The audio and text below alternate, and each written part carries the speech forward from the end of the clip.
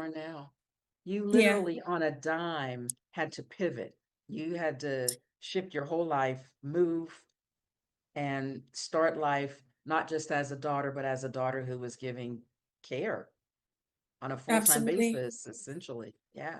So what Yeah. were your first thoughts? What were your first emotions, feelings when you realized that your mother would need long-term care?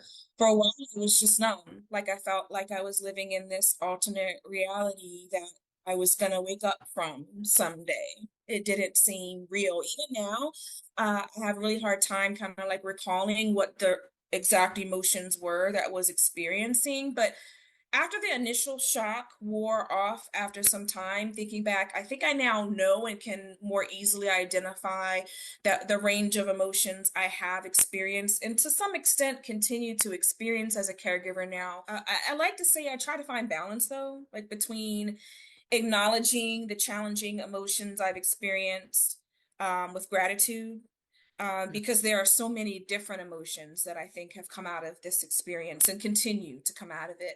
I would say probably the major like emotion I have experienced is grief for Mm, certain, like grief and loss. Like I'm someone who grieves my mom's losses, which have come in a lot of different forms since her stroke, like physical losses.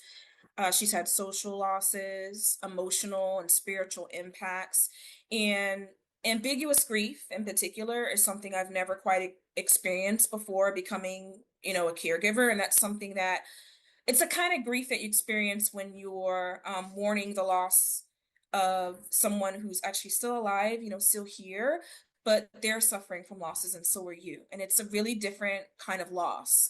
Um, Throughout all of the grief I've experienced at the same time, what's interesting is I'm now more grateful than ever.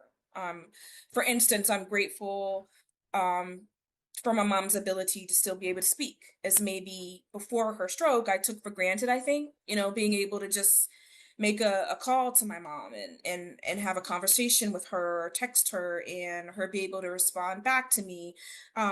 I saw people in the nursing home she used to live in that had lost their ability to speak. So now although I experience grief, I cherish that I can like share a laugh with my mom now more than I ever have. And so I'm, really grateful to God for that. And I must say, I can't mention grief without also mentioning anxiety because um, I've had anxiety for a long time.